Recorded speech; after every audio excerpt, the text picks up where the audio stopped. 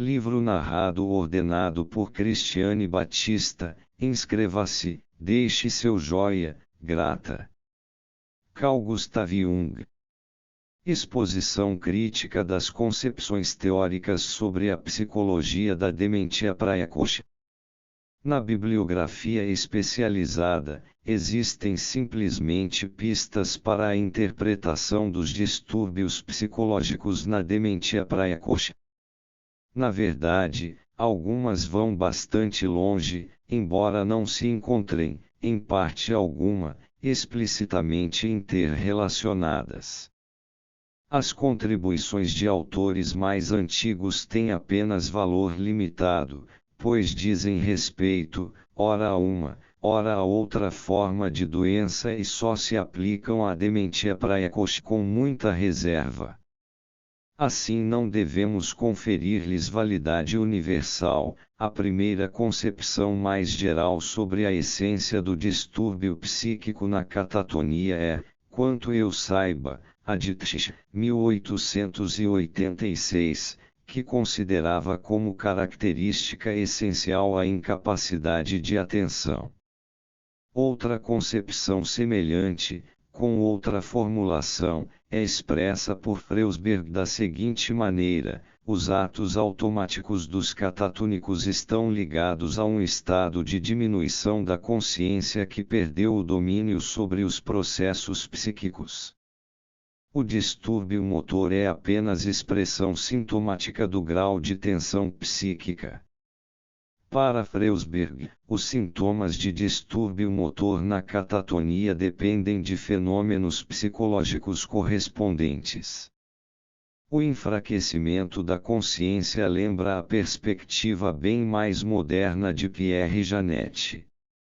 Também Kraepelin e Aschaffenburg constatam o distúrbio na atenção, assim como Zerren e outros. Em 1894, encontramos, pela primeira vez, um trabalho de psicologia experimental sobre a catatonia. É a investigação de Sommer, Zurler e von der Emung Geistigervorgang doutrina da inibição de processos mentais.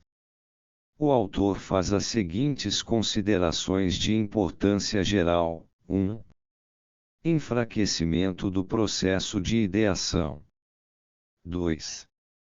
As imagens apresentadas ao paciente absorvem de tal maneira sua atenção que ele apenas com grande dificuldade dela se livra. Sommer explica os bloqueios frequentes, prolongamento do tempo de reação, nesses casos, como tolimento óptico. O estado de dispersão em pessoas normais apresenta, muitas vezes, fenômenos semelhantes: espanto, olhar fixo.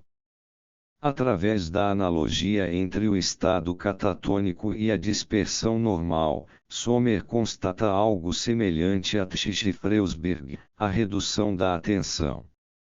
Um outro fenômeno intimamente ligado ao tolimento óptico é, segundo Sommer, a catalepsia, que ele considera, em todos os casos, um fenômeno inteiramente condicionado pela psique. Com essa concepção, Sommer se opõe diretamente à concepção de Lullard, admitida incondicionalmente por Clemens Nietzsche. Lullard diz o seguinte: o estado patológico dos centros subordinados desencadeia num alienado as ideias e sensações que forçam a percepção, a entrada da realidade no campo visual da consciência. E quando há a percepção ativa, a atenção entra em atividade, fica presa por estas percepções patológicas, etc. Continuando, Nietzsche observa: qualquer detalhe da loucura que examinemos revela sempre algo diferente, estranho. São processos que não podem ser esclarecidos por uma analogia com a vida psíquica normal. Na loucura, o mecanismo lógico não é acionado pela atividade psíquica consciente aperceptiva ou associativa, mas por estímulos patológicos aquém do limiar da consciência. Assim Nietzsche concorda com a visão de Luhmann. Essa concepção não me parece livre de objeção. Inicialmente porque se apoia numa concepção anatômica dos processos psíquicos. Com ela, todo cuidado é pouco. Nada sabemos sobre a importância dos centros subordinados para a constituição de elementos psicológicos, ideias, sensações etc. Uma tal explicação se reduz, portanto, a meras palavras. Em segundo lugar, a concepção de Rollerneisser parece ter por base o pressuposto de que, fora da consciência, a psique deixa de existir, por assim dizer. Podemos aprender com a psicologia francesa e com a experiência da hipnose que não é esse o caso. Em terceiro lugar, se não estou equivocado, ao falar de estímulos patológicos aquém do limiar da consciência, Nietzsche se refere aos processos celulares do córtex. Esta hipótese vai ainda mais longe. Todos os processos psíquicos são correlatos de processos celulares, como admite a concepção materialista e também o paralelismo psicofísico. Portanto, nada de extraordinário que também os processos psíquicos da catatonia sejam correlatos de uma série física. Sabemos que a série psíquica normal se desenvolve sob a constante influência de inúmeras constelações psicológicas que, via de regra, não nos são conscientes. Porque essa lei psicológica fundamental subitamente já não mais se apresentaria na catatonia. Seria porque o conteúdo da ideia na catatonia é estranho à consciência. Mas isso não ocorre igualmente em nossos sonhos. No entanto, ninguém afirmaria que os sonhos provêm, em certo sentido, diretamente da célula, independentemente da constelação psicológica. Quem já tiver analisado seus sonhos, ao menos uma vez, pelo método freudiano, sabe como é poderosa a influência da constelação. A emergência de ideias estranhas na consciência, sem conexão demonstrável com os conteúdos anteriores da consciência, não é algo inaudito nem para a psicologia das pessoas normais nem para a psicologia dos histéricos. As ideias patológicas dos catatônicos contêm ricas analogias com as das pessoas normais e também das histéricas, veja adiante. O que nos falta não é tanto material empírico para comparação, mas sim a chave para a psicologia do automatismo catatônico. De qualquer modo, me parece sempre uma grande aventura admitir algo totalmente novo e absolutamente estranho nas ciências naturais. Na dementia praecoce, onde ainda existem de fato inúmeras associações normais, devemos esperar que as leis da psique normal ainda operem por muito tempo antes de podermos conhecer os processos, certamente muito refinados, que são, na verdade, específicos. Infelizmente, nossos conhecimentos da psique normal ainda se encontram num estado bastante embrionário. O que significa enorme dano para a psicopatologia, onde só existe propriamente consenso, quando se admite que os conceitos aplicados são ambíguos. Devemos assumir considerações proveitosas, fornecidas por suas investigações sobre as associações em catatônicos.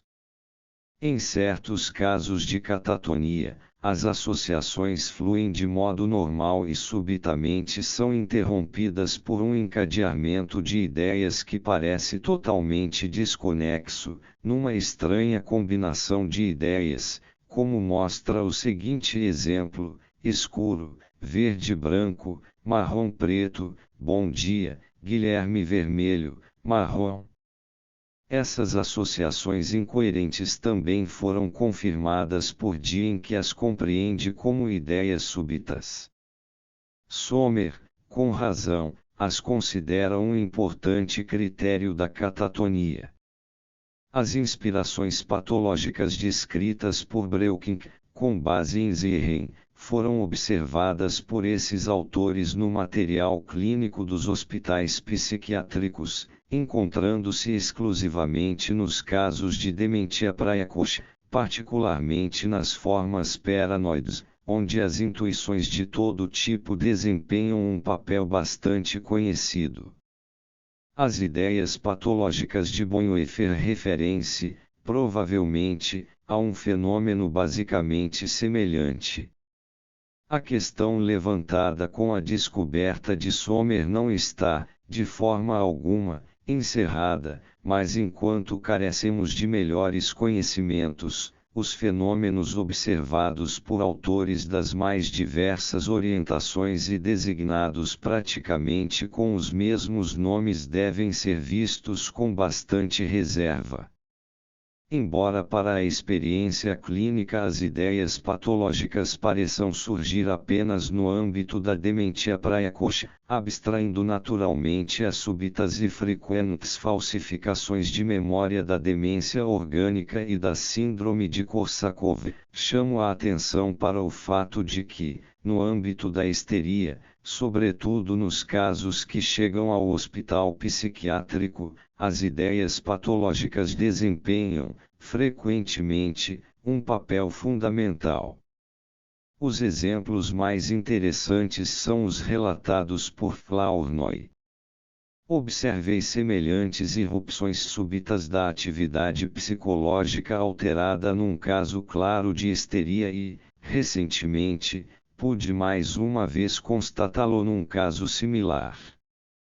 O distúrbio súbito da associação pela irrupção de um encadeamento estranho de ideias também ocorre em pessoas normais, como mostrei. Assim, a associação incoerente ou ideia patológica talvez se relacione com um fenômeno psicológico mais geral que se apresenta na dementia precoce em sua forma mais flagrante, no que concordamos com Sommer. Em suas investigações sobre as associações em catatônicos, Sommer encontrou inúmeras associações auditivas e estereotipias. Ele entende por estereotipia a frequente recorrência de reações anteriores. Em nossas pesquisas, denominamos-la repetição. Os tempos de reação acusaram enormes oscilações.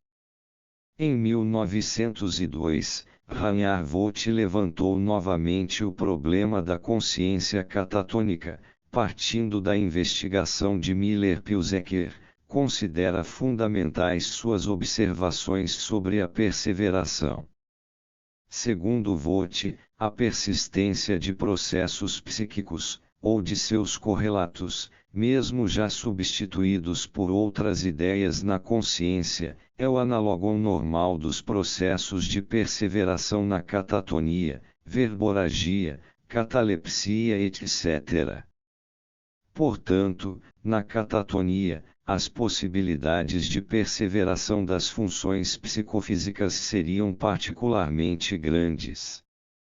Contudo, já que segundo as investigações de Miller-Pielzecker a perseveração se manifesta claramente quando nenhum novo conteúdo se fixa na consciência, Vogt admite que, na catatonia, a preservação só é possível porque não ocorrem quaisquer outros processos conscientes de interesse. É preciso então aceitar um certo estreitamento da consciência. Assim também se torna compreensível a semelhança entre os processos hipnóticos e os catatônicos. Vogt explica as ações impulsivas dos catatônicos igualmente pelo estreitamento da consciência que impede a intervenção de inibições.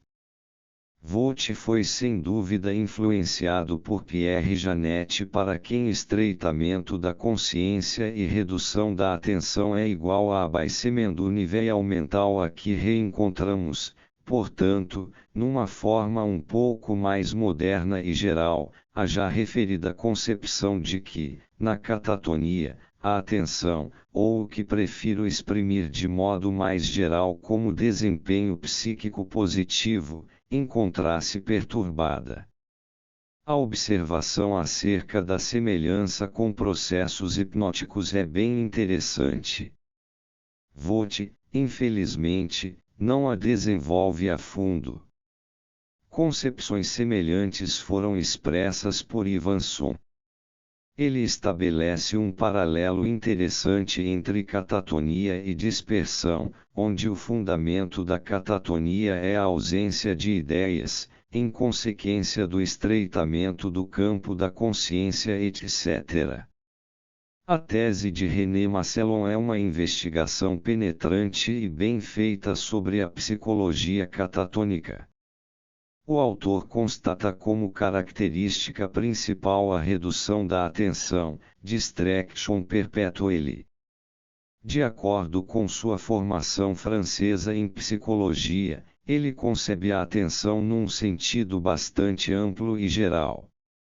Diz ele, a percepção dos objetos exteriores, a percepção da própria personalidade, o julgamento, a noção das relações, a crença, a certeza desaparecem quando desaparece a força da atenção.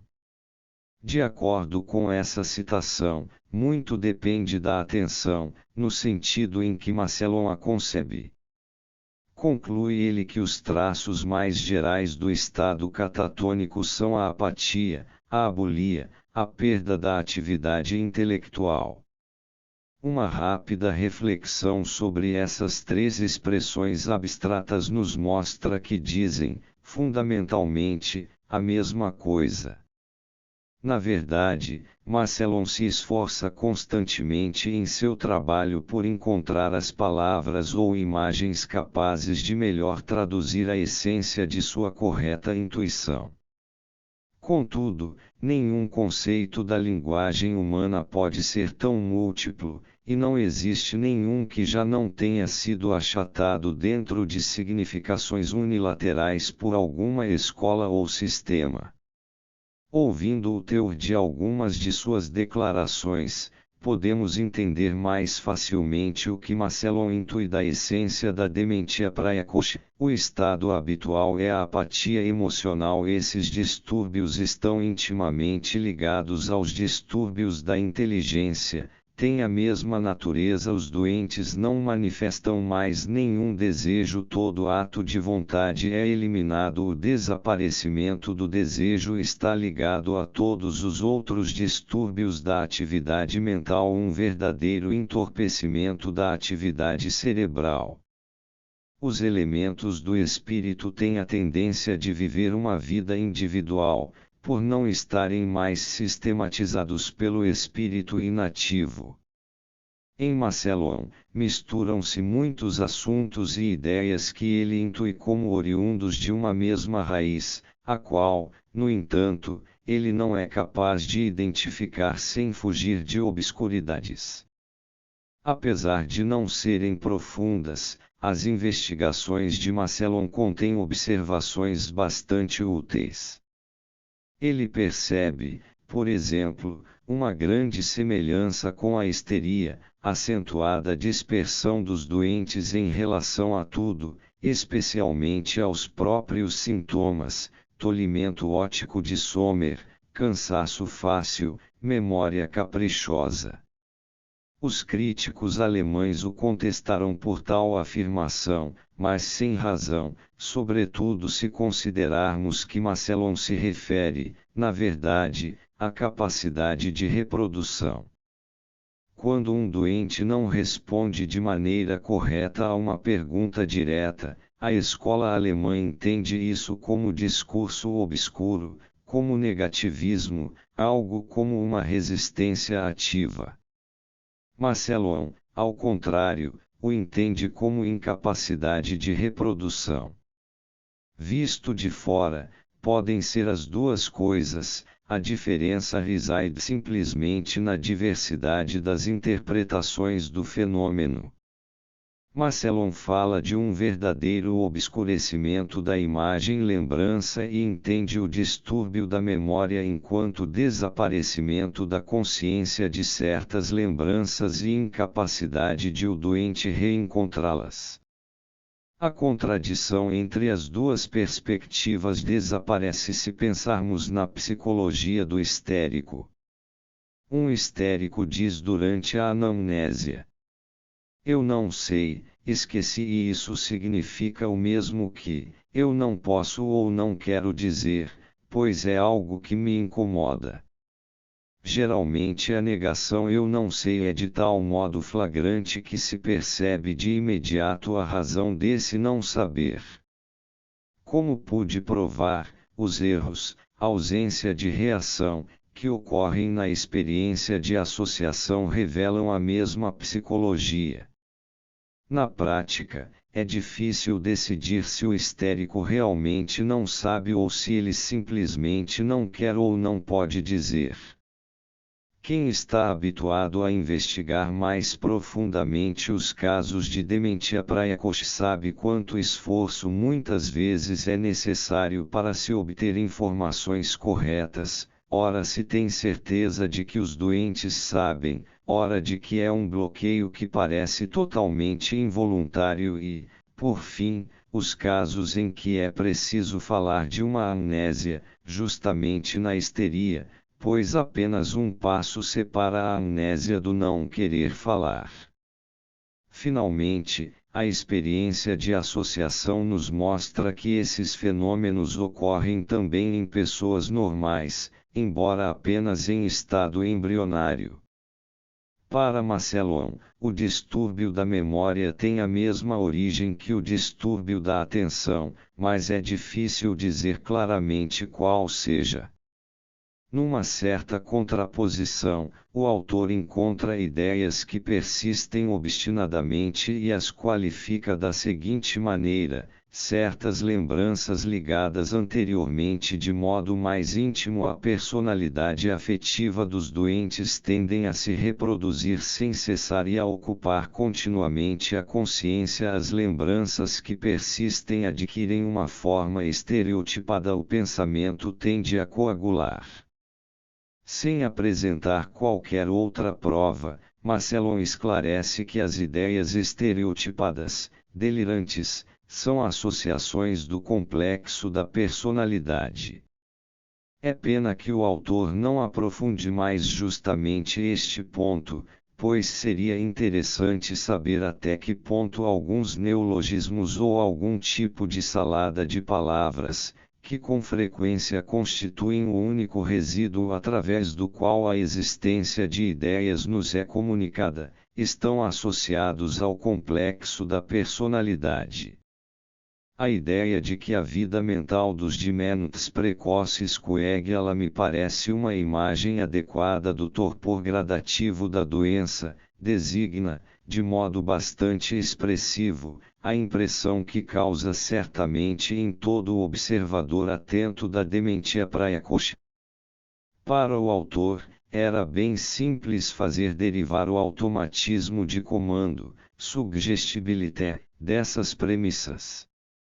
No que concerne à origem do negativismo, ele propõe apenas conjecturas vagas, embora a bibliografia francesa sobre fenômenos obsessivos ofereça muitos pontos de referência para explicações analógicas.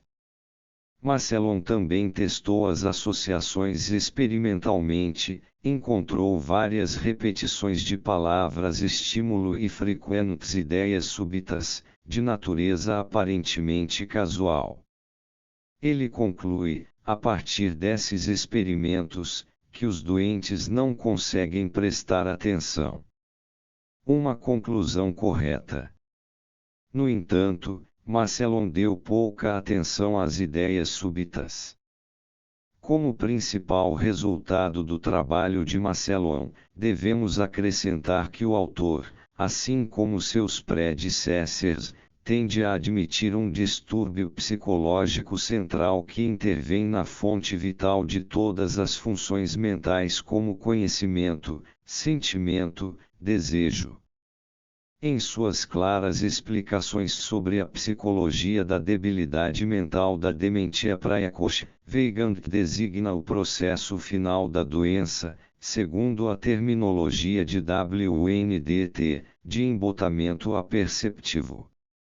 Como sabemos, o conceito de apercepção de WNDT é bastante extenso, compreende não apenas a concepção de atenção de Binet e Massillon como também o conceito de function do real função do real de Janet, ao qual ainda faremos referência.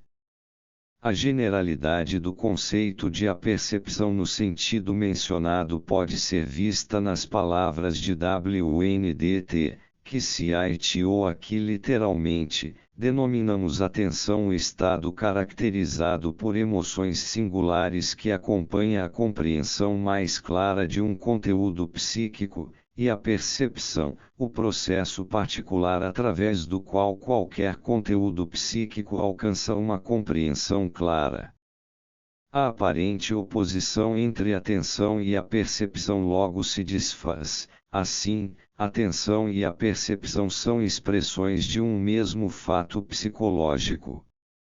Escolhemos, de preferência, a primeira dessas expressões para designar o lado subjetivo desse fato, ou seja, os sentimentos e sensações que o acompanham. Com a segunda, indicamos sobretudo as consequências objetivas, isto é, as modificações na constituição dos conteúdos da consciência.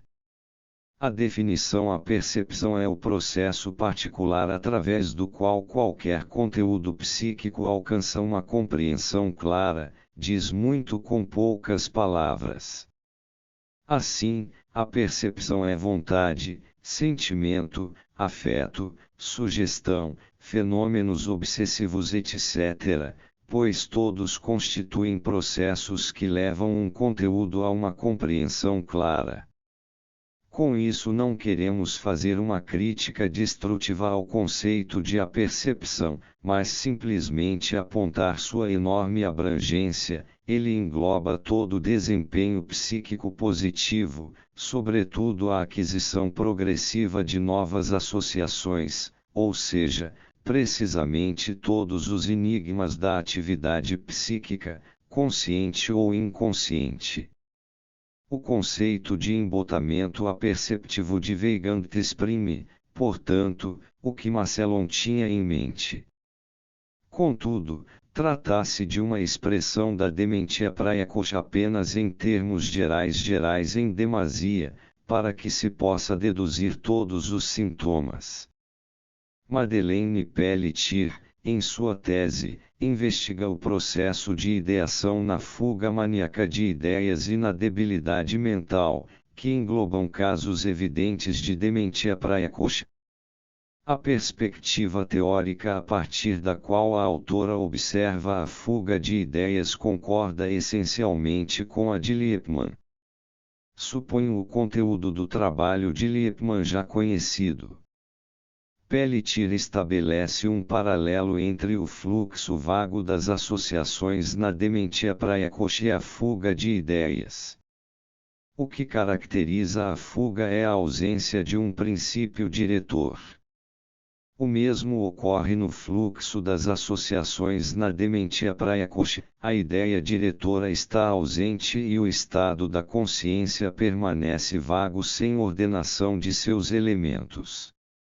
O único modo de atividade psíquica que no estado normal poderia se comparar à mania é o devaneio, se bem que o devaneio seja mais o modo de pensar do débil do que do maníaco.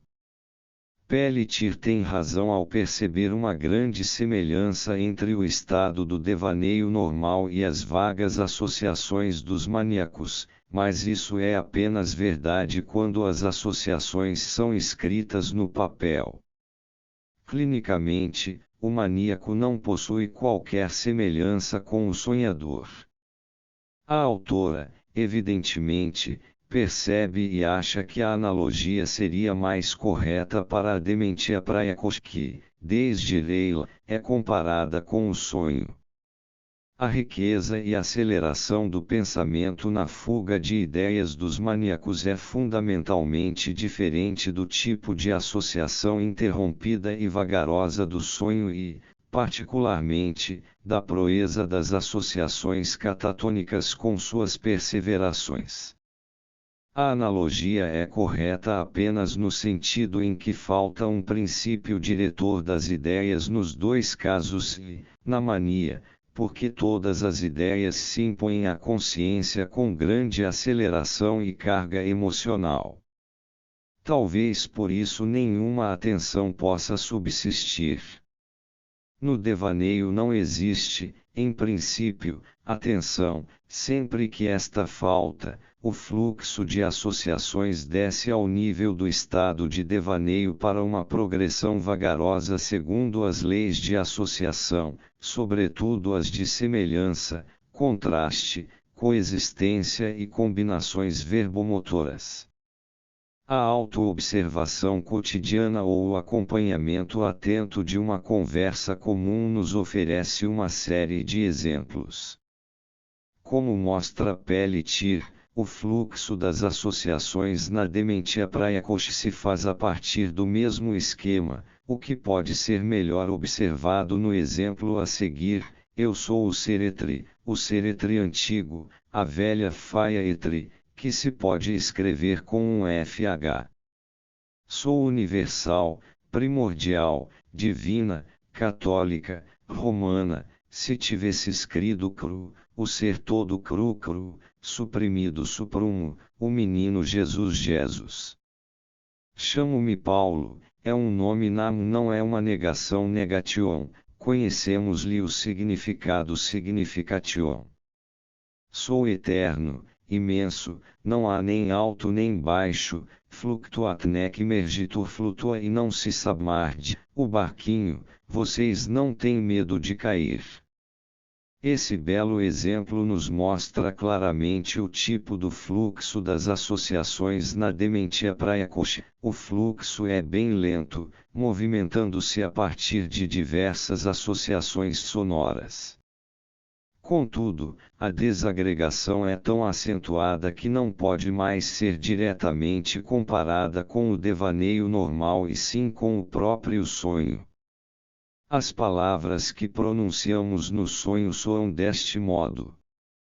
Na interpretação dos sonhos, de Freud, podemos encontrar ricos exemplos. O primeiro estudo de Diagnostische Association Studien estudos sobre associações para fins diagnósticos mostra que a redução da atenção gera um tipo vago de associação, combinações verbomotoras, associações sonoras etc., e que, inversamente, sempre se pode deduzir um distúrbio da atenção a partir do surgimento de um tipo vago de associação. De acordo com nossas provas experimentais, damos razão a Pelletier quando relaciona o tipo vago de associação na dementia praecoce com a redução da atenção. Ela usa as palavras de Janet para denominar essa redução da atenção, abaissement du niveau mental.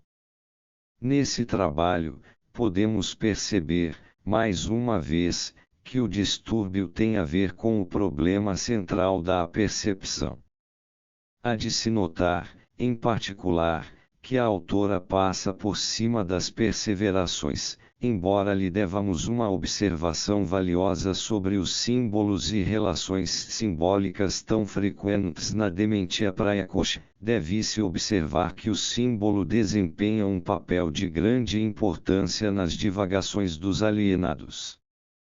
Nos perseguidos, nos débeis, ele pode ser encontrado a cada passo. Isto se deve ao fato de que o símbolo é uma forma muito inferior de pensamento.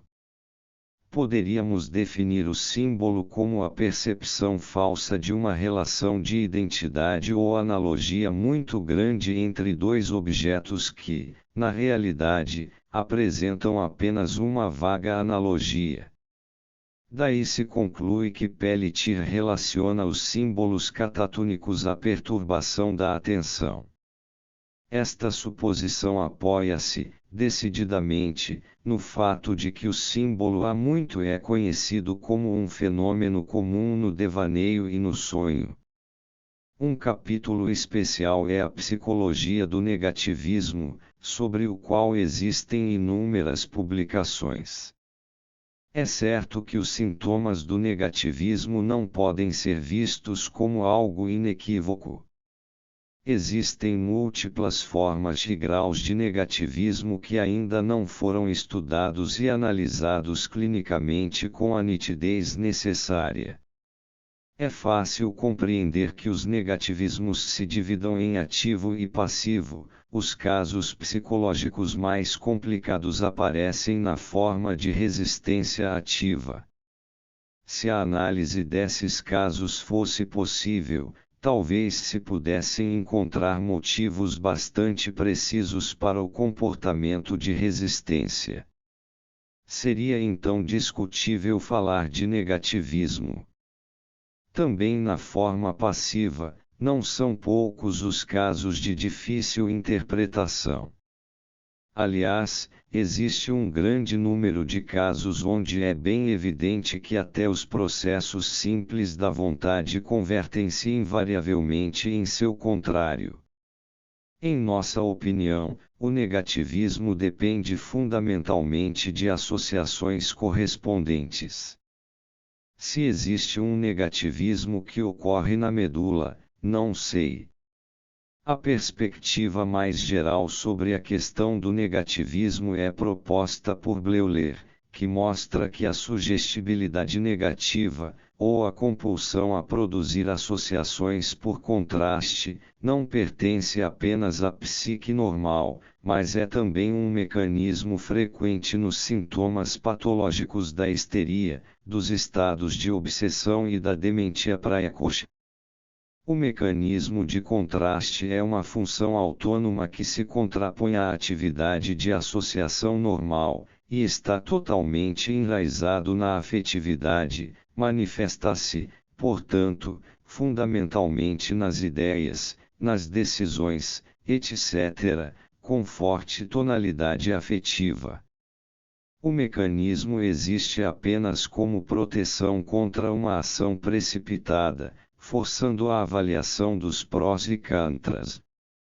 O mecanismo de contraste é o oposto da sugestibilidade. A sugestibilidade consiste na faculdade de acolher e realizar ideias com forte tonalidade afetiva, enquanto o mecanismo de contraste se encarrega do contrário.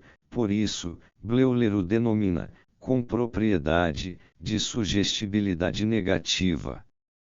A estreita ligação de ambas as funções torna compreensível seu aparecimento simultâneo na clínica, sugestibilidade ao lado de insuperáveis autossugestões contrárias na histeria, negativismo, automatismo de comando, ecopraxia na dementia praecoce, etc. A importância da sugestibilidade negativa para a vida psíquica diária nos permite compreender por que as associações por contraste são sempre tão frequentes, elas se encontram à mão. Também na linguagem, observamos algo semelhante, as palavras que exprimem contrastes comuns encontram-se fortemente associadas, pertencendo sobremaneira às expressões linguísticas consagradas, preto, branco, etc.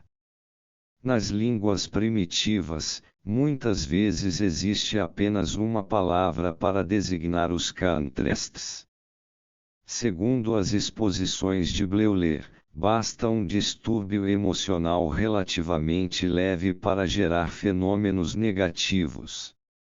Como mostra Janet, o abaixamento do nível mental nos obsessivos já é suficiente para desencadear o jogo dos contrastes. Quanto, então, devemos esperar do embotamento aperceptivo na dementia praecoce? Aqui nos vemos realmente diante do jogo, aparentemente sem regras, de positivo e negativo que, em geral, se reflete com beleza nas associações verbais. Assim, na questão do negativismo, não faltam razões para se pressupor que esse sintoma também se encontre em estreita relação com o embotamento aperceptivo. O controle central tornou-se de tal modo enfraquecido que não é mais capaz de estimular os atos positivos nem de evitar os negativos, ou vice-versa.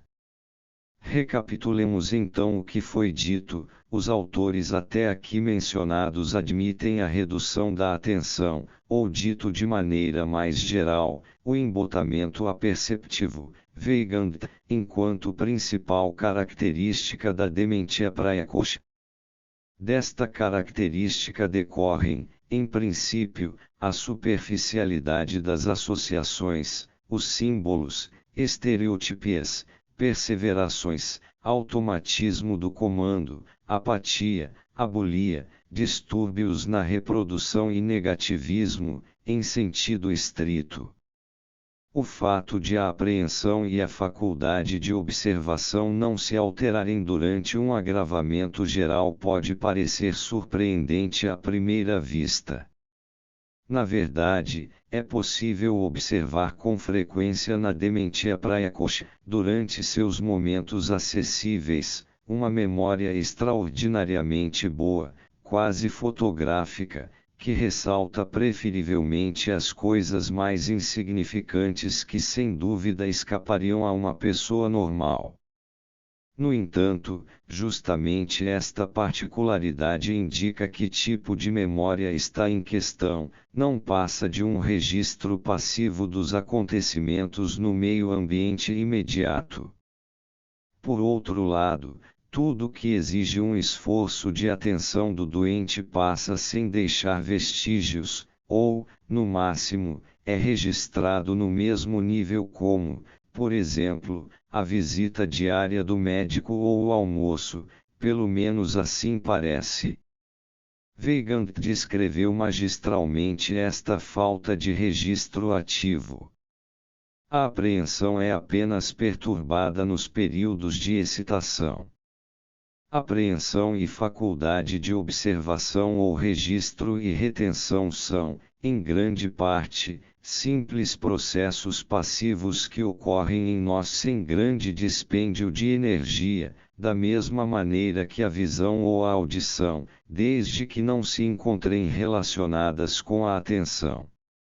A origem dos sintomas acima resumidos, automatismo, estereotipia etc., é de certo modo deduzível a partir do conceito de embotamento aperceptivo de Weigand, Janet, abaecimento nível mental, embora isso não seja suficiente para explicar as várias formas individuais dos sintomas, a afetação do humor, o conteúdo específico dos delírios e alucinações etc. Muitos pesquisadores já tentaram resolver esses enigmas. Stransky trabalhou a questão da dementia praecoce, partindo do lado clínico. Baseado no conceito de embotamento emocional de Kraepelin, observa que este conceito deve ser entendido de duas maneiras. Primeiramente, pobreza e superficialidade das reações emocionais e, em segundo lugar, sua incongruência em relação ao conteúdo da representação que, no momento, predomina na psique.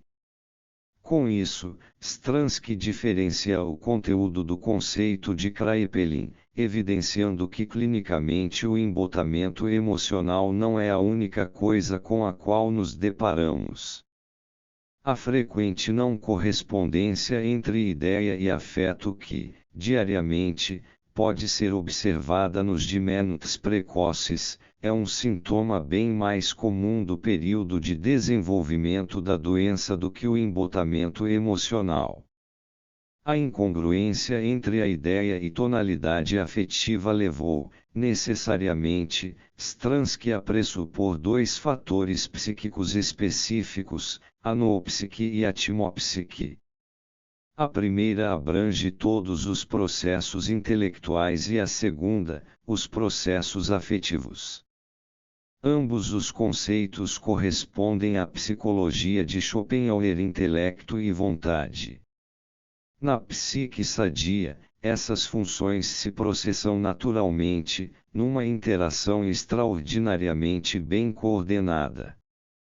A incongruência que ocorra corresponde analogicamente à ataxia, e então nos vemos diante de um retrato de dementia praecoce com seus afetos desproporcionais e incompreensíveis.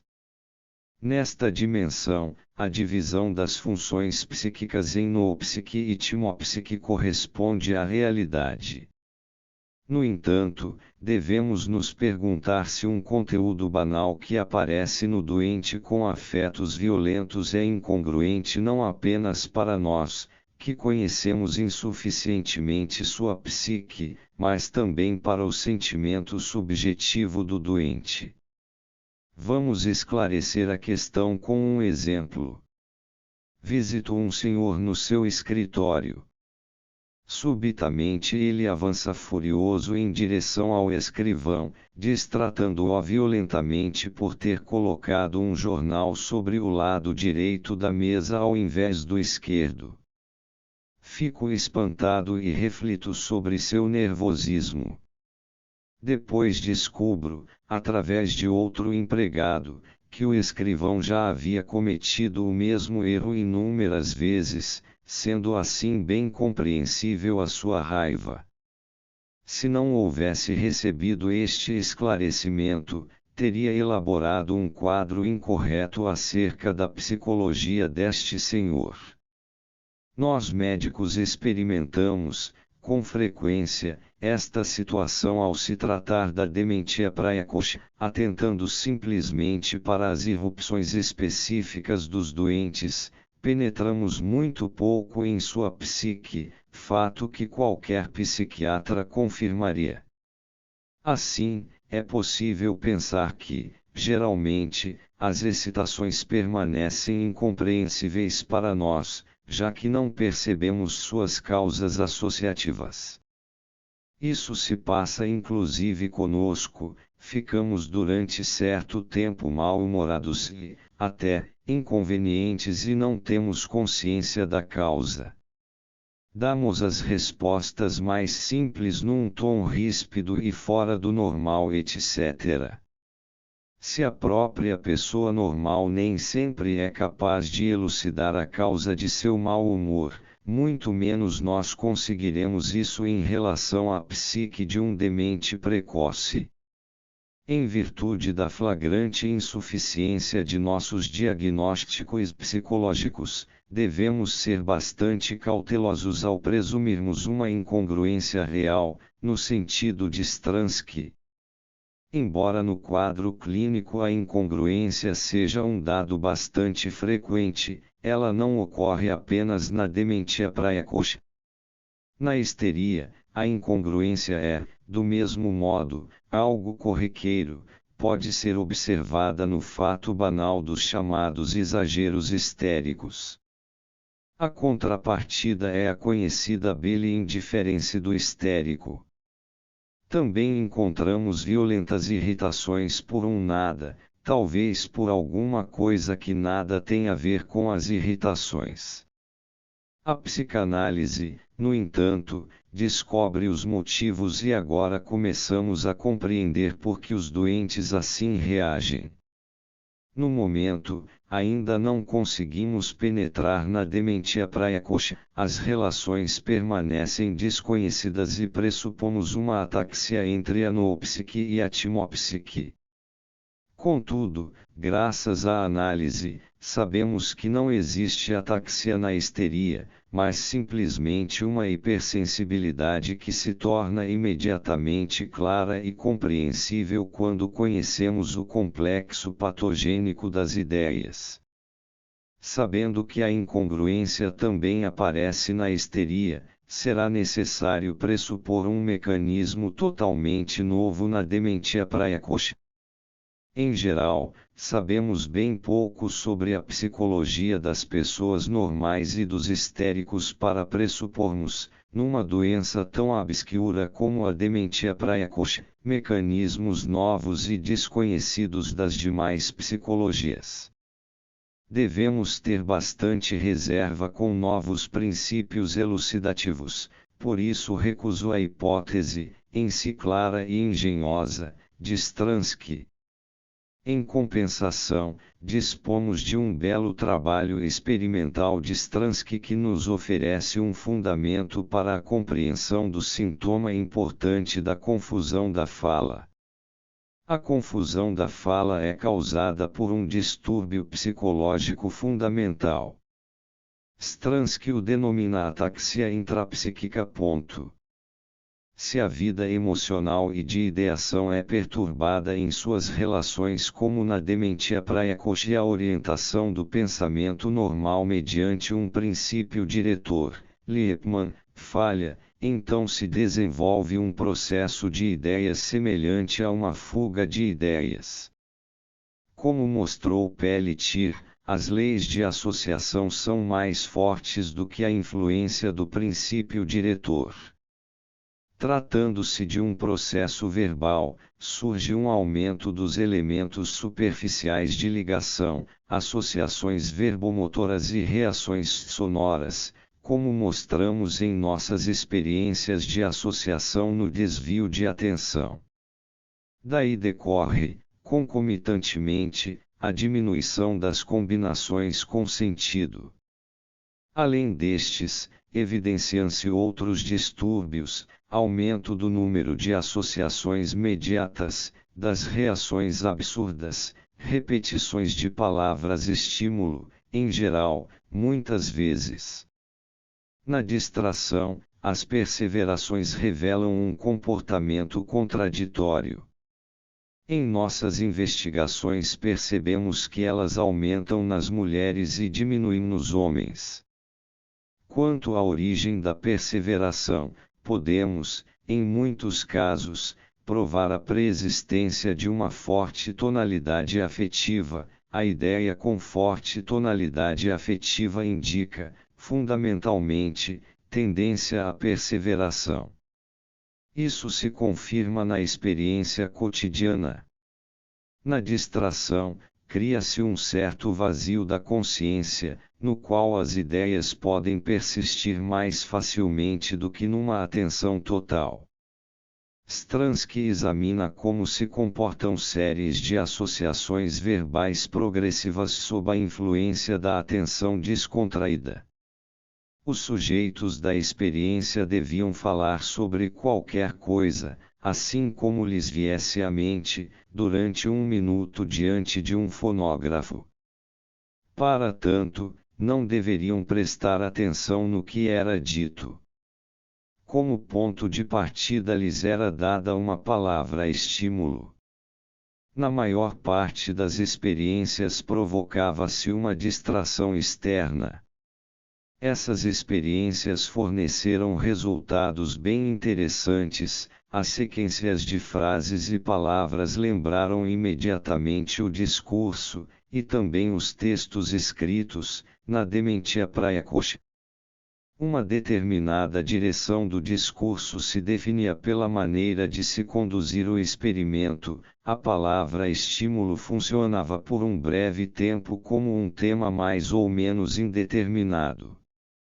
Predominavam elementos superficiais de conexão, refletindo a destruição dos encadeamentos lógicos, maciças perseverações, repetições das palavras precedentes, o que corresponde, mais ou menos, à repetição das palavras estímulo em nossas experiências, muitas contaminações estreitamente relacionadas a neologismos e formação de novas palavras.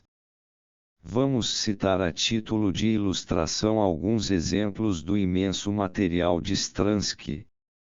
Apoiadas numa só perna, as cegonhas têm mulheres, filhos, são elas que trazem as crianças que elas levam para casa, essa casa, uma ideia que as pessoas têm das cegonhas, da atividade das cegonhas. As cegonhas são grandes aves com um bico grande e vivem de rãs. Ransfroschen, ramos frischen, ramas froschen. As ramas froschen são romansfroschen pela manhã de manhã estão no café da manhã, café, e com o café bebem também conhaque, no conhaque bebem também vinho, e com vinho bebem tudo que é possível. As rãs são animais grandes, que as cegonhas devoram, as cegonhas as devoram, e os pássaros devoram os animais são grandes, os animais são pequenos, os animais são homens, os animais não são homens,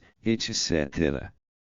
Essas ovelhas foram, ovelhas de merino, das quais se cortou gordura aos quilos, se cortou a gordura com o filoc, cortou o quilo, etc. K, era um K, com um nariz grande, com um nariz de carneiro rem, com um nariz de pilão rampf, com um nariz para cravar um ramen, um crivo rem venenoso, um homem que cravou o el chargerant ret, que é cravado o el chargerant ist, etc. A partir desses exemplos de Stransky, podemos ver de imediato quais as leis de associação seguidas pelo fluxo do pensamento, são, fundamentalmente, as de semelhança, coexistência, combinações verbomotoras e consonâncias. Além disso, as perseverações e repetições, Sommer, estereotipias, são muito evidentes. Se compararmos esse material com os experimentos de associação na dementia praecoce, citados anteriormente do trabalho de Pelletier, encontraremos uma semelhança visível, em ambos os casos, as mesmas leis de ressemblância e semelhança, contiguidade e assonância. Na análise de Pelletier, faltam apenas as perseverações e estereotipias, embora pressupostas no material apresentado. Stransky também comprova essa semelhança evidente com vários e belos exemplos fornecidos pelos dimentes precoces. Um fato particularmente relevante nas investigações de Stransky em pessoas normais é o aparecimento de inúmeros conglomerados de palavras e frases que podem ser chamados de contaminações. Exemplo, em geral, uma carne da qual não podemos nos livrar losbringen, os pensamentos dos quais não podemos nos livrar losbringen, especialmente quando devemos perseverar, severar, verar, etc. Segundo Stransky, nesse conglomerado foram condensadas as seguintes séries de ideias. A carne de carneiro é bastante consumida na Inglaterra. B. Não consigo me livrar dessa ideia. C. Isso é perseveração. D. Devo dizer qualquer coisa que me vier à mente. A contaminação significa, portanto, uma condensação de diferentes séries de ideias. Por isso deve ser compreendida, essencialmente, como associação indireta. Esse caráter da contaminação pode ser claramente demonstrado pelos exemplos patológicos fornecidos por Stransky. Exemplo. Pergunta: o que é um mamífero? Resposta paciente: uma vaca, por exemplo, uma parteira. Parteira é uma associação imediata com vaca que revela a provável sequência de pensamento, vaca parindo uma cria. Do mesmo modo o ser humano a parteira. 68. Pergunta: o que você pensa ao ouvir o nome da Santíssima Virgem? Resposta: a mudança de uma jovem. Como Stransky observa corretamente, o pensamento deve ter percorrido a seguinte sequência: Imaculada Conceição, intacta mudança para uma vida mais honesta. Pergunta: o que é um quadrilátero? Resposta: um quadrado anguloso. A condensação é a seguinte: A. O quadrilátero é um quadrado. B. O quadrilátero tem 4 ângulos. A partir desses exemplos, podemos ver que as combinações abundantes que ocorrem com a atenção distraída são semelhantes às associações imediatas que ocorrem na distração em reações verbais simples. Nossas experiências provaram estatisticamente o aumento das associações imediatas na distração. Esse encontro de 3 experimentadores, Stransky, eu e a Dementia Prayakosh, não é de modo algum casual, é a prova de que nossa compreensão é correta e, portanto, de uma confirmação a mais da fraqueza aperceptiva que transparece em todos os sintomas degenerativos da Dementia Prayakosh. Stransky ressalta que a contaminação provoca, com frequência, formações curiosas de palavras, por exemplo, conselho primordial, tão excêntricas que lembram, inevitavelmente, os neologismos da Dementia Prayakosh. Estou convencido de que uma grande parte dos neologismos se forma de fato deste modo. Uma demente precoce, na tentativa de me convencer de que gozava de boa saúde, disse: "É claro só que estou com saúde." Ela repetiu enfaticamente este neologismo inúmeras vezes. Como se pode facilmente observar, a construção se decompõe em A. Está claro. B. Claro como a luz do sol. Em 1898, Nice 69, baseado em estudos clínicos, observou que as novas formações de palavras, assim como os étimos, não são nem verbos nem substantivos. Também não são palavras, mas frases, que servem para a ilustração de todo um processo. Nesta expressão de Nice, encontra-se implícito o conceito de condensação. Nice, no entanto, vai ainda mais longe, ao falar diretamente de ilustração de todo um processo. Nesse momento, gostaria de lembrar que Freud, em seu livro A Interpretação dos Sonhos, mostrou com grande estilo que um sonho é uma condensação. Infelizmente não é possível aprofundar o valioso e extenso material psicológico deste investigador, ainda tão pouco reconhecido, isso nos levaria muito longe. Devo simplesmente pressupor o conhecimento desta obra fundamental. Que eu saiba, nenhuma refutação real contra Freud foi feita, assim, limito-me apenas a constatar que os sonhos apresentam inúmeras analogias com os distúrbios de associação na Dementia Prayakosh e mostram também condensações verbais típicas, que consistem em contaminação de frases inteiras e situações. Kraepelin percebeu igualmente a semelhança entre a linguagem do sonho e a da Dementia Prayakosh. Dentre os inúmeros exemplos que observei em meus sonhos e nos de outras pessoas, gostaria de mencionar um bem simples que apresenta, simultaneamente, condensação e neologismo, querendo exprimir algo elogioso de uma certa situação. Num sonho, alguém diz: "Isso é fimoso." Contaminação entre A, fino B, famoso de todo modo. O sonho é uma fraqueza aperceptiva, por excelência, o que é evidente em sua reconhecida tendência ao símbolo.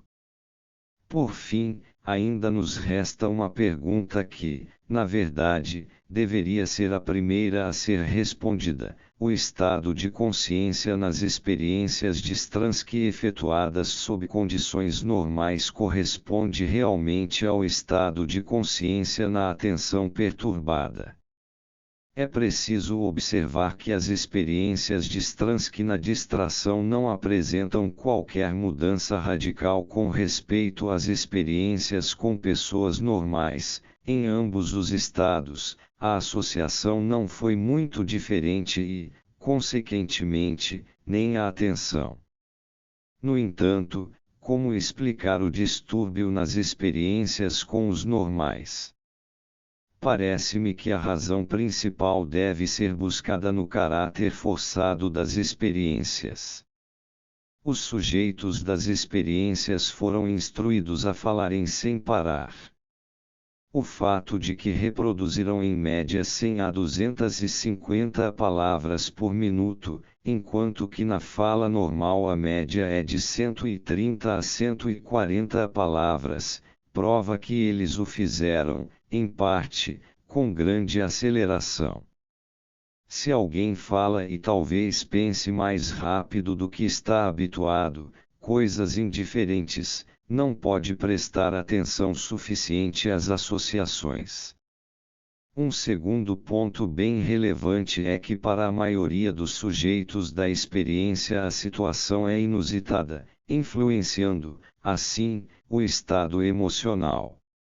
É o mesmo caso de um orador irritado que cai num estado de estupidez emocional. Nessa circunstância, encontrei um número extraordinariamente alto de perseverações e repetições. A estupidez emocional também consiste num forte distúrbio da atenção. Por isso, podemos supor com segurança que, nas experiências de Stransky com pessoas normais, a atenção encontrava-se efetivamente perturbada, embora o estado da consciência não fosse idêntico. Devemos a Heilbronn uma importante observação. Ele constatou, numa experiência de associação com um hebefrênico, que numa ocasião 41% das palavras de reação e noutra ocasião 23% relacionavam-se com o meio ambiente. Heilbronn vê nisso uma prova de que a fixação se origina no vácuo, isto é, se deve à falta de novas ideias. Posso confirmar esta observação a partir de minha própria experiência. Seria interessante saber teoricamente qual a relação entre esse fenômeno e o sintoma de nomear e apalpar de Sommer-Leopold. Otto Gross tem observações novas e próprias acerca da psicologia da dementia precoce. Sugere para a doença o nome de dementia sejunctiva. A razão desse nome é a cisão da consciência no demente precoce, a sejunção da consciência. Naturalmente, Gross toma o conceito de sejunção de Wernicke, ele poderia ter usado igualmente o conceito de dissociação, Binet, Janet, que é mais antigo e sinônimo. Dissociação da consciência significa fundamentalmente o mesmo que cisão da consciência em Gross. Com este último conceito, ganhou-se apenas mais uma palavra, o que a psiquiatria já possui em abundância.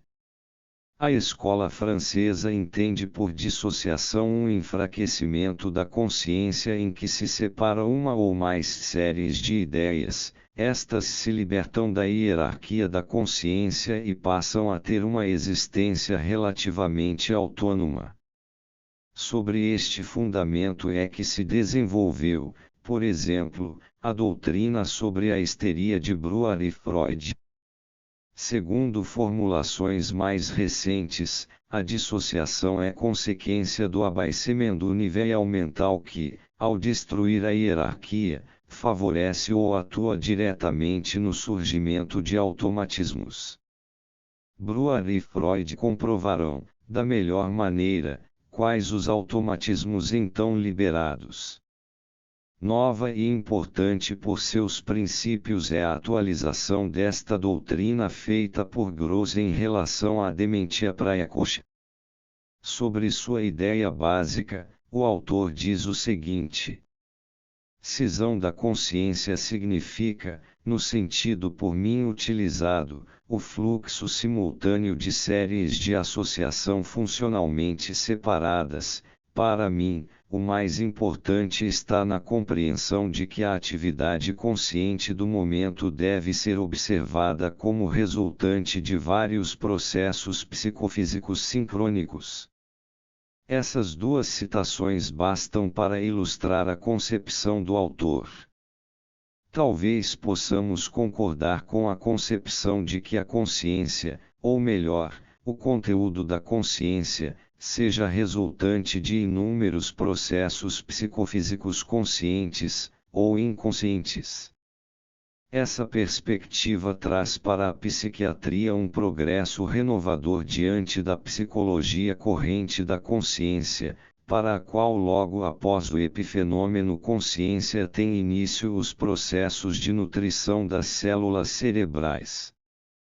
Parece que Gross entende o conteúdo psíquico, não o conteúdo da consciência, como séries de associações isoladas que fluem sincronicamente. Considero essa comparação um tanto equívoca. Parece-me mais correto supor complexos de ideias que se tornam sucessivamente conscientes e se constelam através de complexos anteriormente associados.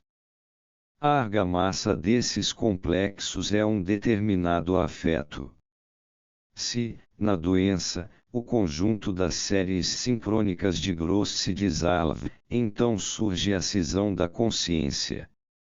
Na linguagem da escola francesa, isso significa, se uma ou mais séries de ideias se separam, temos dissociação, que provoca um enfraquecimento da consciência. Não vamos discutir por causa de palavras, de qualquer modo, Gross retoma aqui o problema do distúrbio aperceptivo, contudo, ele aprofunda o exame do problema a partir de um lado novo e interessante, o lado do inconsciente. Gross tenta descobrir as raízes dos inúmeros fenômenos de automatismo que, nos dimentes precoces, irrompem furiosa e estranhamente na consciência. Todos os psiquiatras deveriam conhecer os sinais dos fenômenos de automatismo na vida consciente dos dimentes precoces, são ideias autóctones, impulsos repentinos, alucinações, influência do pensamento, séries obsessivas de ideias estranhas, paralisação e desaparecimento de pensamento, que uma de minhas pacientes chama apropriadamente de privação de pensamento, inspirações, ideias patológicas, etc. Gross afirma que os fenômenos catatônicos são alterações da própria vontade por um agente que é sentido como externo à continuidade do eu e por conseguinte percebido como uma força estranha. São uma substituição momentânea da vontade de continuidade do eu pela intrusão de outras séries da consciência. Devemos pensar que muitas séries de associação podem ocorrer simultaneamente no órgão da consciência sem que uma influencie a outra. Dessas séries conscientes, uma deve ser portadora da continuidade da consciência. As demais séries de associação são assim subconscientes, ou melhor, inconscientes. Agora é sempre possível que, a qualquer hora, nelas cresça, digamos assim, a energia nervosa e atinja um tal estado que a atenção subitamente é dirigida para um de seus membros terminais. Isto então significa que um membro da série de associação inconsciente pode subitamente se introduzir na continuidade da série até então dominante. Satisfeitas estas premissas, o processo subjetivo coexistente pode ser apenas aquele em que toda manifestação psíquica irrompe na consciência de modo súbito, sendo experimentada como algo totalmente estranho à continuidade da consciência. parece quase inevitável que a ideia esclarecedora resultante seja a de que essa manifestação psíquica particular não tem origem no próprio órgão da consciência, mas é aí introduzida de fora. Como já mencionei, esta hipótese não agrada por causa da suposição de séries de associação sincrônicas e independentes. A psicologia das pessoas normais não nos fornece aqui qualquer suporte. Na histeria, onde melhor podemos investigar as séries de ideias separadas, vemos se confirmar justamente o contrário, mesmo em se tratando de séries, na aparência, totalmente distintas, é possível encontrar, em algum lugar escondido, a ponte que nos conduz de uma série a outra. Na psique, tudo se relaciona com alguma coisa, a psique existente é a resultante de milhares de constelações. Apesar deste pequeno defeito, acho que a hipótese de Gross deve ser considerada uma hipótese feliz. Ela nos diz, em resumo, que as raízes de todos os fenômenos de automatismo residem nas ligações associativas inconscientes. Desintegrando-se a consciência, abaecimento nível mental, enfraquecimento aperceptivo, os complexos nela coexistentes libertam-se simultaneamente de toda inibição, podendo assim irromper na consciência do eu. Essa concepção é eminentemente psicológica e está claramente de acordo com as doutrinas da escola francesa, com as experiências de hipnose e a análise da histeria. Se provocamos, por sugestão, a despotenciação da consciência e assim um complexo dissociado de ideias, como por exemplo no comando pós-hipnótico, este complexo irrompe na consciência com uma força inexplicável. Na psicologia dos sonâmbulos estáticos, encontramos as mesmas irrupções típicas de ideias dissociadas. Infelizmente, Gross deixa uma questão aberta: o que são essas séries de ideias dissociadas, qual a natureza de seu conteúdo? Já bem antes de Gross, Freud deu esplêndida resposta a essa questão. Por volta de 1893, Freud mostrou como o delírio alucinatório provém de um afeto intolerável para a consciência, como esse delírio é a compensação de um desejo não satisfeito e como o indivíduo de certo modo foge para a psicose a fim de encontrar, no delírio sonho da doença, aquilo que a realidade lhe recusou. Em 1896, Freud analisou uma crise paranoide que, segundo a classificação de Kraepelin, pertence a uma das formas paranoides da dementia precoce, mostrando de que maneira os sintomas seguiam o esquema dos mecanismos de transformação da histeria. Freud disse então que a paranoia ou os grupos de casos que pertencem à paranoia também são uma neuropsicose de defesa, ou seja, que, como a histeria e as ideias obsessivas, surgem da repressão de lembranças dolorosas e que a forma de seus sintomas é determinada pelo conteúdo da repressão. Considerando o longo alcance do significado desta hipótese, vale a pena nos aprofundarmos nesta análise clássica de Freud. É o caso de uma mulher de 30 anos que manifesta os seguintes sintomas: imagina que o meio ambiente se transforma, ninguém lhe dá atenção, é insultada, observada, seus pensamentos são conhecidos. Mais tarde surge-lhe a ideia de que é observada enquanto se troca no final da tarde, depois experimenta no abdômen sensações que ela acredita serem causadas por um pensamento indecente por parte da empregada. Aparecem então visões que mostram órgãos genitais masculinos e femininos nus.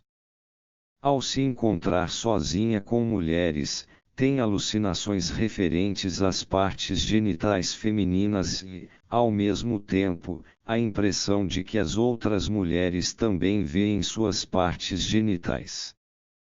Freud analisou este caso. Ele constatou que a paciente se comportava do mesmo modo que uma histérica, isto é, mostrava as mesmas resistências etc. Era estranho que os pensamentos reprimidos não apareciam sob a forma de ideias pouco coerentes como na histeria, mas sob a forma de alucinações interiores, por isso ela as comparava às suas vozes. Posteriormente terei a oportunidade de apresentar uma prova experimental desta observação. As referidas alucinações tiveram início quando a paciente viu no banheiro comum do hospital algumas pacientes nuas. Era de se pressupor que essas impressões só se repetiam porque lhe despertaram grande interesse. Ela declarou que, naquele momento, sentiu vergonha pelas mulheres. Essa vergonha, um tanto compulsiva e altruísta, era surpreendente e indicava alguma coisa reprimida. A paciente reproduziu, em seguida, uma série de cenas ocorridas entre 8 e 17 anos de idade, nas quais se envergonhara de sua nudez na presença da mãe durante o banho, da irmã e do médico da família. As séries terminaram, porém, numa cena aos 6 anos, em que no quarto, ao se despir para dormir, não sentira vergonha da presença do irmão. Finalmente evidenciou-se que o irmão e a irmã, durante anos, tinham o hábito de ficar nus um diante do outro, antes de irem para a cama. Aí ela não se envergonhava. Agora ela recuperava a vergonha que não sentira enquanto criança. A depressão teve início com uma discussão entre seu marido e seu irmão, em virtude da qual o irmão passou a não mais frequentar a casa dela. Ela sempre amou muito esse irmão. Mais tarde ela se referiu a um certo período da doença quando, pela primeira vez, tudo lhe ficou claro. Era a época em que se convenceu da verdade da suspeita de que todos a rejeitavam. Chegou a esta certeza durante a visita de sua cunhada que, durante a conversa, deixou escapar as seguintes palavras: se algo assim acontecesse comigo, eu nem ligaria. De início, Frau P. recebeu a observação com indiferença, mas depois que a visita foi embora, ocorreu-lhe que essas palavras continham uma reprovação, como se ela costumasse fazer pouco das coisas sérias e, a partir desse instante, teve certeza de ser vítima de uma difamação geral. Na verdade, ela acreditava que o que a tinha convencido disso havia sido o tom usado pela cunhada. No entanto, ficou evidente que, antes dessa frase, a cunhada havia falado de outra coisa. Contou para a paciente que na casa paterna, havia dificuldades de todo tipo entre os irmãos, acrescentando a seguinte observação: em toda família ocorrem coisas que frequentemente são encobertas, mas se algo assim me ocorresse eu nem ligaria. Frau P. teve de admitir que sua depressão se relacionava com as declarações anteriores à última observação. Por haver reprimido as duas últimas declarações que podem ter despertado uma lembrança de sua relação com o irmão, retendo na memória apenas a última frase insignificante, ela precisou relacionar a sensação de que a cunhada lhe fazia uma reprovação com a última frase, uma vez que seu conteúdo não oferecia qualquer suporte para essa interpretação. Ela passou do conteúdo para o tom com que as palavras foram ditas. Após esse esclarecimento, Freud passou para a análise das vozes. Aqui era necessário esclarecer de que modo um conteúdo tão indiferente como Lá vai a senhora P. Ela está procurando uma casa, etc., poderia ser tão doloroso para ela. Ela ouviu vozes pela primeira vez depois de ter lido o conto de Eiterete de O. Ludwig. Após a leitura, deu uma volta por um caminho campestre e quando passava por uma casinha de camponês, as vozes lhe disseram, é assim que se parecia a casa de Eiterete. Aqui está a fonte e lá o arbusto. Como ela era feliz apesar de toda a sua pobreza.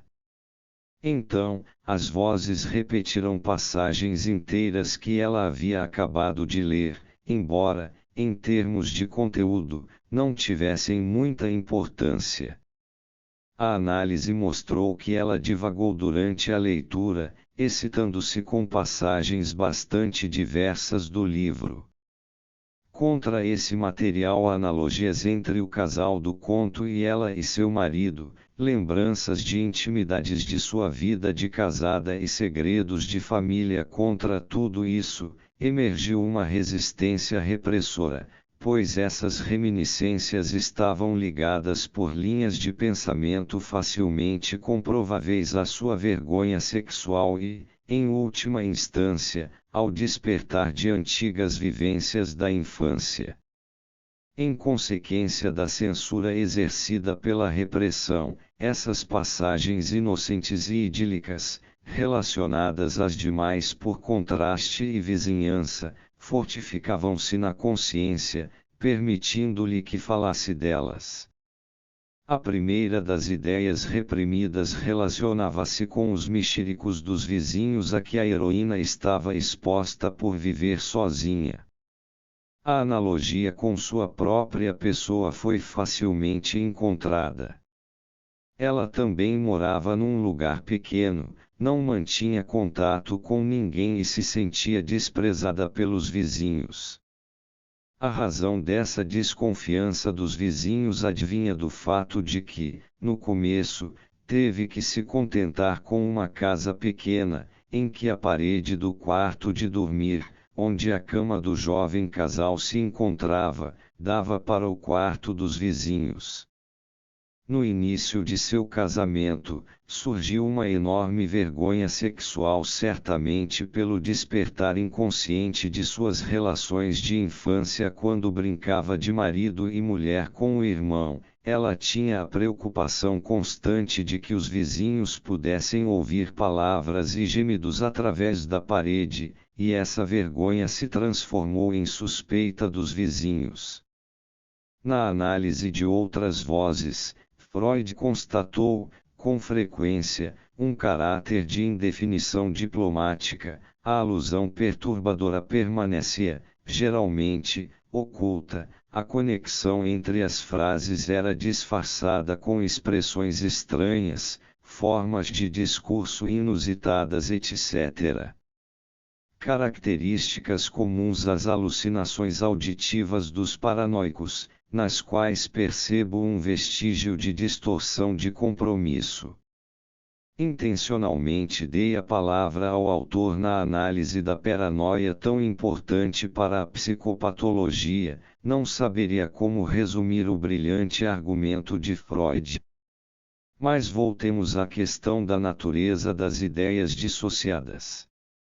Agora percebemos que significado Freud atribui às séries dissociadas supostas por Gross. Elas nada mais são do que complexos reprimidos tais como encontramos nos histéricos e last not least também nos normais 88. O mistério das séries de ideias reprimidas se revela como um mecanismo psicológico de significação geral que ocorre com frequência. Freud lança uma nova luz sobre a questão da incongruência entre conteúdo da consciência e tonalidade afetiva, discutida por Stransky. Mostra como ideias indiferentes e até bastante triviais podem estar marcadas de intensa tonalidade afetiva que, no entanto, foi extraída de uma ideia reprimida. Freud abre aqui um novo caminho para a compreensão da tonalidade afetiva inadequada na dementia praecoce. Não preciso discutir sobre a importância deste assunto.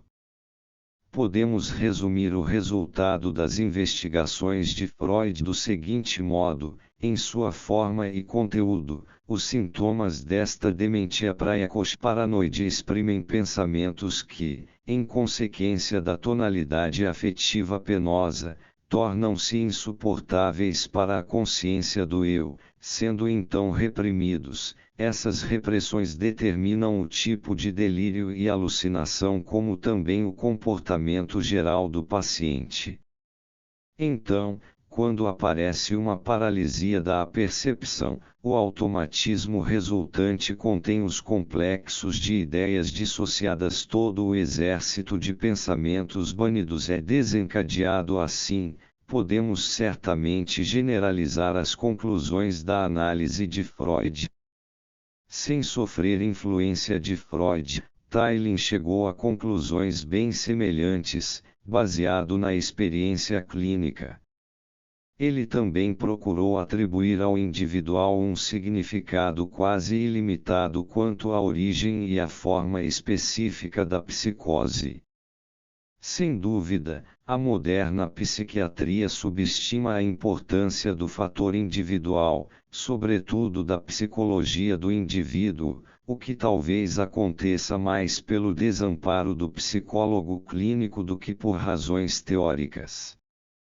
Com Taylin podemos avançar bastante, até mais do que Nietzsche achava possível. Mas temos que nos deter na questão da etiologia, isto é, no núcleo da questão. A psicologia do indivíduo não consegue esclarecer a origem das psicoses nem segundo Freud nem segundo Taylin. Isso se vê mais claramente na análise de Freud, acima citada. Os mecanismos histéricos por ele descobertos são suficientes para esclarecer a origem de uma histeria. Mas por que surge uma dementia praecoce? Somos capazes de entender por que o conteúdo dos delírios e alucinações é este e não aquele, mas não sabemos por que os delírios não histéricos e as alucinações não histéricas vêm à tona. Deve haver uma causa física subjacente que extrapole todas as psicologias. Vamos supor ainda mais além, juntamente com Freud, que cada forma paranoide de dementia praecoce segue o mecanismo da histeria, mas por que então a paranoia é algo extraordinariamente estável e capaz de resistência, enquanto a histeria é caracterizada por uma enorme mobilidade dos sintomas? Aqui nos deparamos com um novo fator da doença. A mobilidade dos sintomas histéricos encontra sua base na mobilidade dos afetos, enquanto que a paranoia se caracteriza pela fixação dos afetos, segundo Nietzsche. Essa ideia, extremamente importante para a teoria da dementia praecoce, é formulada por Nietzsche do seguinte modo: apenas uma leve assimilação pode ocorrer de fora. O paciente é cada vez menos capaz de exercer influência própria sobre o fluxo de suas ideias e, desta maneira, numa proporção maior do que nas pessoas normais, surge um grande número de grupos de complexos ideoafetivos, separados entre si, cujos conteúdos estão ligados apenas pela relação pessoal. Fora disso, eles não se fundem de modo algum e, dependendo da constelação do momento, às vezes às vezes outro desses complexos, determinará a direção da elaboração e associação psíquica. Inicia-se um decaimento gradual da personalidade que se torna, de certo modo, observadora passiva das impressões que afloram de diferentes fontes estimuladoras, um joguete sem vida das excitações por elas geradas. Os afetos que, em geral, são entendidos como reguladores de nossas relações com o meio ambiente e como instrumentos de nossa adaptação, como meios de proteção do organismo e força motriz de autopreservação, alienam-se de seu objetivo natural. A forte tonalidade afetiva determinada organicamente nos pensamentos delirantes faz com que estes e apenas estes sejam reproduzidos sempre de novo, qualquer que seja a excitação emocional. Esta fixação dos afetos anula a capacidade de o indivíduo se alegrar e se compadecer, conduzindo o paciente a um isolamento emocional que corre paralelamente à sua alienação intelectual. Descreve aqui o quadro familiar do embotamento aperceptivo, falta de novas ideias, paralisação de todo o progresso intencional adaptado à realidade, decaimento da personalidade, autonomia dos complexos. A estes ele acrescenta a fixação dos afetos, isto é, a fixação dos complexos ideoafetivos. Pois os afetos possuem, via de regra, um conteúdo intelectual que, na verdade, nem sempre precisam ser conscientes. Isso explica o empobrecimento emocional. Massillon encontrou para este fato a justa expressão coagulação.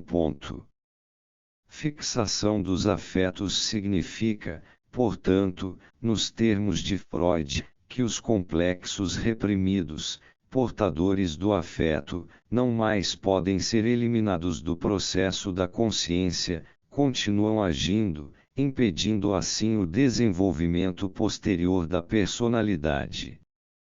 Para evitar mal-entendidos, devo acrescentar que a predominância contínua de um forte complexo na vida psíquica normal pode levar à histeria. Mas os sintomas produzidos pelo afeto esterogênico são, no entanto, diferentes dos sintomas da dementia praecoce. Devemos supor, portanto, uma disposição para o surgimento da dementia praecoce bem diversa da disposição para a histeria. Se for permitida uma conjetura meramente teórica, poder-se-ia pensar da seguinte maneira: o complexo esterogênico produz sintomas reparáveis, enquanto que na dementia praecoce o afeto favorece o aparecimento de anomalias no metabolismo, toxina, que danificam o cérebro, de modo mais ou menos irreparável, a ponto de paralisarem as funções psíquicas mais elevadas. Em vista disso, a aquisição de novos complexos diminui ou cessa completamente, o complexo patogênico, ou melhor, o complexo solto e acelerado, permanece ele só, e todo desenvolvimento ulterior da personalidade é estancado definitivamente. Apesar de uma cadeia causal aparentemente ininterrupta de acontecimentos psicológicos que vão do normal ao patológico, não se deve abandonar a possibilidade de que as modificações metabólicas, no sentido de Kraepelin, podem ser, em muitos casos, primárias. No entanto, o complexo que chega a ser o último a aparecer coagula, determinando o conteúdo dos sintomas. Nossa experiência não é suficientemente grande para excluir esta possibilidade. Resumo do primeiro capítulo. Esta antologia feita com base na bibliografia especializada evidencia, em minha opinião, como as concepções e pesquisas que aparentemente não possuem qualquer relação entre si convergem, no entanto, para um mesmo objetivo. As observações e sugestões oriundas de vários campos da dementia praecoce ressaltam, sobretudo, a ideia de uma perturbação bem central, designada por vários nomes: embotamento aperceptivo, Weigand, dissociação, abaecimento nível mental, Janet, Massillon, cisão da consciência, Gross, Desintegração da personalidade, Nietzsche e outros.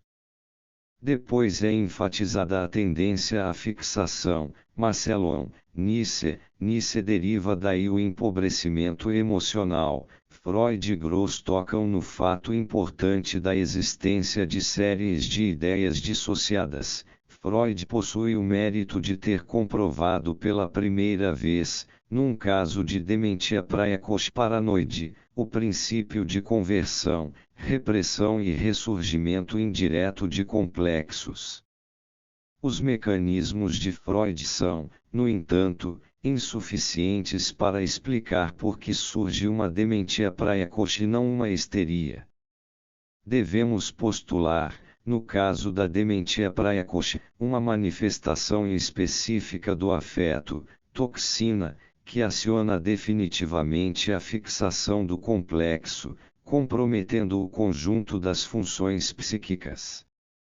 Não podemos abandonar a possibilidade de que essa intoxicação seja devida sobretudo a causas somáticas, chegando ela a apropriar-se do complexo, que por acaso é o último, e transformá-lo.